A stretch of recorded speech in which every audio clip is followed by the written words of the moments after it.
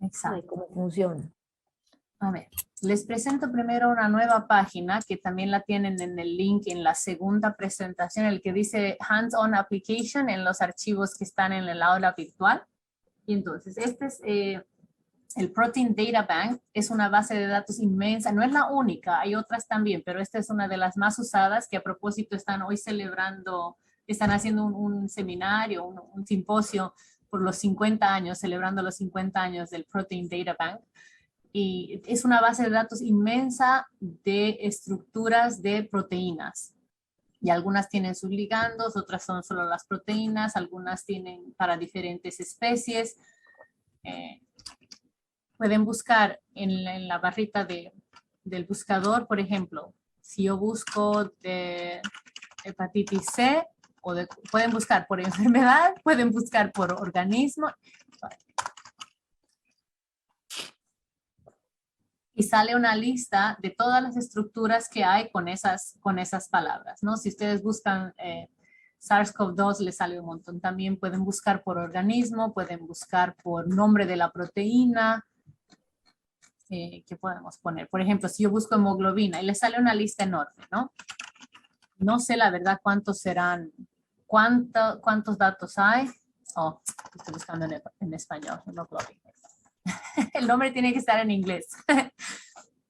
Entonces salen diferentes estructuras que hay disponibles en las bases de datos. No pueden aquí cambiar dependiendo qué técnica sea la técnica experimental de la que se haya construido esta estructura o reconstruido esta estructura, diferentes organismos y tal. Pueden buscar de la levadura y todo esto. La que vamos a utilizar ahora es, la tengo aquí en el archivo. Ok. ¿Ven estos numeritos que tiene aquí cada proteína? Una serie de 4 caracteres le llaman el PDB-ID.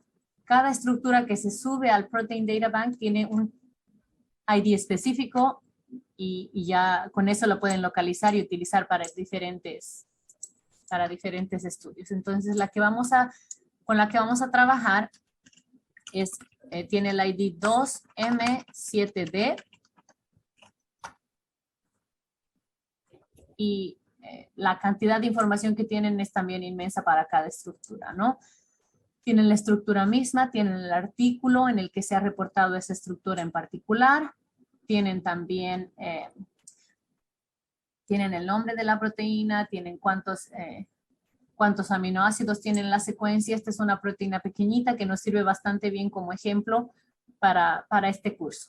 Entonces, ¿cómo utilizo esto en Charm GUI? Ellos tienen una extensión. Si ustedes se van de nuevo al Input Generator, ahora nos vamos a ir a Solution Builder otra vez, pero vamos a elegir la opción no solo ya de la caja de agua, sino Protein Solution, ¿no? Una proteína en agua. Lo que voy a hacer es, en esta primera cajita, escribir el PDB-ID de mi proteína, que es 2M7D. Voy a dejar el download source como el primero que tienen ahí, el único. En algunas oportunidades tienen otros también. Y lo demás lo dejo tal cual está. Si ustedes tienen un archivo de una proteína o de una molécula entonces, en formato PDB, que la extensión del archivo sea PDB, entonces también pueden subirlo al sistema en lugar de poner el ID de la proteína, ¿no? O quizás están viendo una molécula que no es una proteína y no está en ninguna base de datos, entonces pueden subir el archivo. Ponen siguiente paso. Lo primero que se carga es la secuencia de la proteína.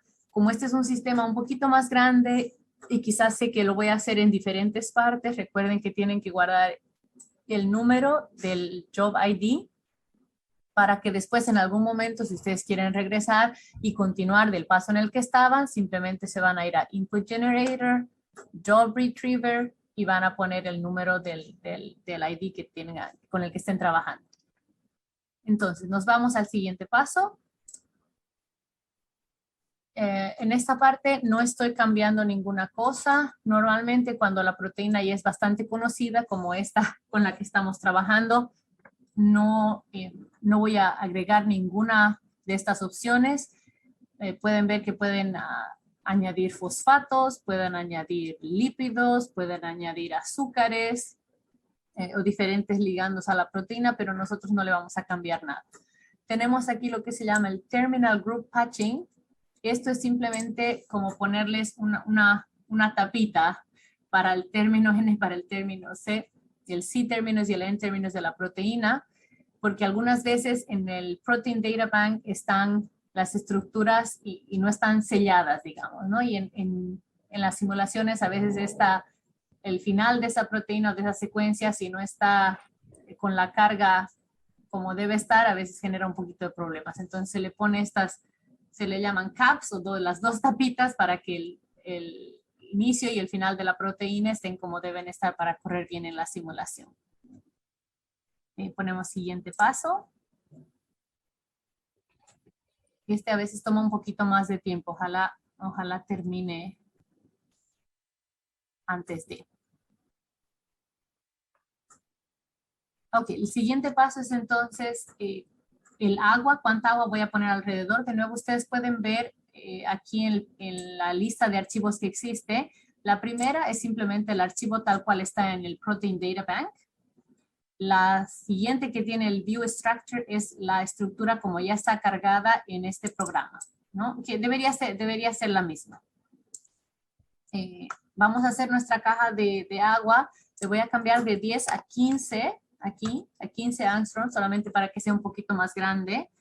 Esos son 15 angstroms desde el extremo, desde uno de los átomos de la proteína hacia el borde del agua, ¿no? Entonces, de manera que la proteína quede al centro de la cajita. Hace un momento les mencionaba que lo que a veces nos mata el tiempo de cómputo de la simulación es la cantidad de agua que hay. Al mismo tiempo, ustedes quieren asegurarse de que haya suficiente agua para que los átomos de mi proteína no interactúen con sus átomos imágenes al correr en las simulaciones con condiciones periódicas, ¿no? La siguiente parte es añadir iones al sistema. ¿Por qué necesitamos añadir iones? Es porque para correr nuestras simulaciones de dinámica molecular con los integradores que usamos y sobre todo para hacer el cómputo de las interacciones electrostáticas, necesitamos que nuestro sistema como un todo sea neutro. Entonces añadimos ya sea iones positivos o negativos o una concentración de sal que nos ayude a que el sistema tenga una carga neta neutra. Entonces podemos usar algunos iones en una concentración es muy típica la de 0.15 milimolar y tenemos que añadir aquí calcular la composición. Si no hacen clic en calcular la composición, no les va a dejar pasar al siguiente paso.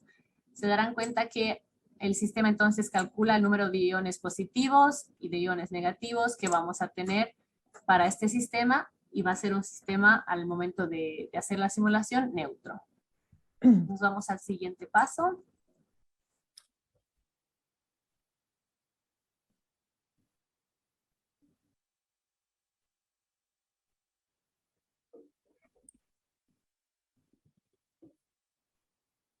No me di cuenta que el Charm GUI ahora tenía 24 horas para activar. Era de ponérselos yo más antes, más bien. Mil disculpas. Entonces, estos pasos a veces tardan un poquito más precisamente porque ya estamos con una estructura más complicada que no es solo agua, tienen la proteína y tienen que... la estructura se va minimizando de a poco durante toda la etapa de construcción y entonces tarda un poquito más. Muy bien, entonces ahora sí yo me voy y les muestro la estructura que tengo aquí de este siguiente paso con la caja de agua. Voy a cambiar la pantalla un ratito. Ustedes van a ver que esta es mi caja de agua y todavía no han incorporado la proteína dentro, ¿no? Este paso está solamente la caja de agua. Creo que no les estoy mostrando nada. Ahí está. Es solamente la caja de agua. Y si cambio y veo la estructura de la proteína, la ventana cambia y me muestra la proteína, los iones y el agua, ¿no?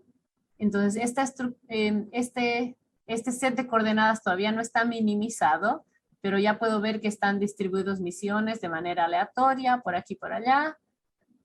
cuando uno está cuando está construyendo una membrana, lo que uno tiene que ver es que no haya agua al centro de la membrana o que no haya iones en el medio de la membrana, pero han optimizado bastante bien los scripts que tienen y CharmGUI los construye bastante bien. Entonces, siguiente paso. Siguiente paso, lo dejo tal cual está la siguiente pantalla. Esto es simplemente cómo se van a calcular las interacciones electrostáticas. Me voy al siguiente.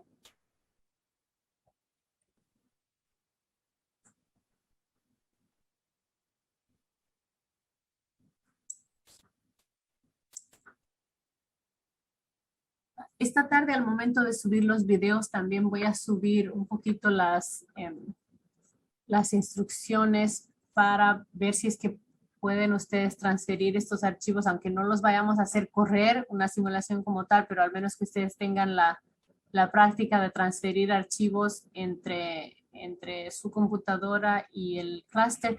Juliana, lo que yo me olvidé por completo era si es que todos los que están inscritos en la clase tienen acceso al clúster, o eso hay que hacerlo separado.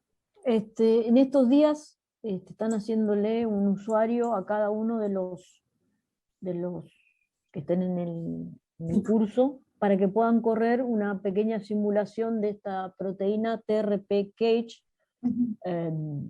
que la idea, nosotros vamos a empezar, vamos a comparar con la estructura que bajó Viviana del PDB, pero lo interesante de la TRP-Cage es que, a pesar de ser una proteína muy pequeñita, se pliega, digamos, tiene un estado foldeado, plegado, y entonces se puede seguir. Entonces vamos a ver si en las simulaciones nuestras empezamos de la proteína como un fideo y vemos si se pliega y comparamos con esa estructura que está en el PDB. A ver cómo da. Sí. Muy bien. Eso. Entonces, pero eso, claro, eso lo vamos a hacer con Amber cuando tengan los usuarios generados, que el que maneja el sistema me dijo en estos días. Sí, si no había subido no había subido la hojita que me mandaste con las instrucciones, porque no sabía si tenían el acceso todavía, entonces no quería bombardearles con todavía que no pueda. Yo te iba a decir una cosa de la manipulación de los archivos PDB, sí, que en el ejemplo es un ejemplo relativamente sencillo, pero hay algunas cositas. A veces, por ejemplo, en los PDB, para obtener la estructura cristalina, hacen mutaciones que ustedes las tienen que revertir. Ahí, si ustedes, fíjense cuando van a hacer preparar su sistema, cuando tengan acceso al CharmGUI, fíjense que les dice ir para atrás con las mutaciones. Generalmente uno lo que quiere hacer es hacer la simulación de la proteína nativa, eso lo tienen que tener cliqueado para que no hacer la proteína mutada, sino hacer la proteína nativa. Y después a veces... Si quieren cambiar, ¿no? También si quieren ver otra mutación que quizás no se ha hecho en el experimento y quieren ver cómo afecta alguna cosa a la proteína o su interacción con otra molécula, también se puede cambiar. Claro, tal cual. Y después hay algunos otros truquitos que son más específicos, que pueden complicar las simulaciones de proteínas, y es cuando tienen puentes disulfuros, puede ser que no estén en el PDB, entonces ustedes los van a tener que poner a mano, simplemente para llamarle la atención si en día de mañana tienen que hacer una simulación de una proteína, que no siempre es, como en este caso, bajar el PDB y que todo funcione como una caja cerrada, que es lo ideal, pero muchas veces no pasa. Entonces está el tema de que hay que poner a mano los puentes disulfuro, y cada programa tiene cómo hacerlo.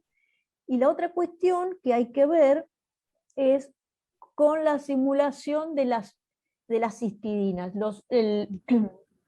Ustedes saben, dentro de la proteína ustedes tienen residuos que son ácidos y residuos que son básicos, y normalmente los programas le asignan un estado de protonación asumiendo que vale pH 7, Y ahí tienen la histidina, que la histidina puede tener una forma protonada que no corresponde a pH 7, pero a veces por el entorno local que tienen en la proteína puede ser que tenga los dos protones, entonces esa proteína, eso lo van a tener, esa histidina le van a tener que decir al programa de una forma específica que tiene la proteína protonada, y cuando tienen la proteína sin protonar, pueden tener el protón en cualquiera de las dos posiciones, y eso también se lo van a tener que decir al programa, o ver si lo que asignó por defecto es lo que ustedes quieren hacer. Digamos, son la cistidina, los puentes disulfuro y revertir las mutaciones, son 3 puntos típicos donde puede fallar esto de la caja negra que me baja el PDB y me produce un archivo de input que es el que yo quiero. Ahí puede fallar, en esas Y que 3 cosas. algunas veces también, si la estructura de la proteína es más complicada, algunas veces han logrado resolver a la resolución X que presentan en el artículo, ¿no? Casi toda la proteína, pero hay lugares en que no está, que sí, o si han hecho X-ray scattering o lo que fuese, no les da la resolución para decir con certeza qué aminoácidos son, y entonces los dejan en blanco, ¿no? Entonces tienen la secuencia de la proteína toda bonita y de pronto un gap y de nuevo la otra región. Lo que se puede hacer también con CharmGUI o con cualquiera, con BMD o con otros, que si hay otra plataforma que se llama Modeler también, es modelar esos residuos que faltan en base a modelos homólogos de otros organismos, ¿no? De la proteína en otros organismos. Entonces, es verdad que las proteínas en el Protein Data Bank no es que estén perfectas y listas ya tal como estarían en el sistema real, ¿no? Es que hay que leer el artículo de referencia, hay que ver en qué condiciones era y entonces qué necesito cambiar para yo hacer mi simulación de lo que quiero hacer realmente y no correrla a las ciegas, ¿no? Bien. Sí. Entonces, bueno, no, lo que mencionabas, Juliana, de cambiar los aminoácidos está también puedes uno mutar, puede cambiar el estado de protonación y todo esto, ¿no? Bueno, ya para cerrar ya mismo terminamos la clase. Sí. Este ya es el último paso en qué tipos de programas voy a correr para que yo pueda tener los input files y así yo no los tengo que generar desde cero, que al menos editarlos es más fácil que generarlos de cero, sobre todo cuando uno está comenzando. Siguiente paso, y ya quizás tarde un poquito más y me genera los mismos archivos que les había mostrado antes, ¿no? Tengo una carpeta con un montón de archivos que son los archivos que se han utilizado para crear el programa. Descargo toda esa carpeta y tengo 2 folders, en este caso 2 folders porque me estoy bajando los archivos para correr en GROMACS y para correr en Amber. Entonces debería tener en esta carpeta comprimida tengo yo también el subfolder de Amber y el de GROMACS, que son tal cual les había mostrado hace un momento. Y listo, ya está construido mi sistema y con eso yo ya puedo visualizar.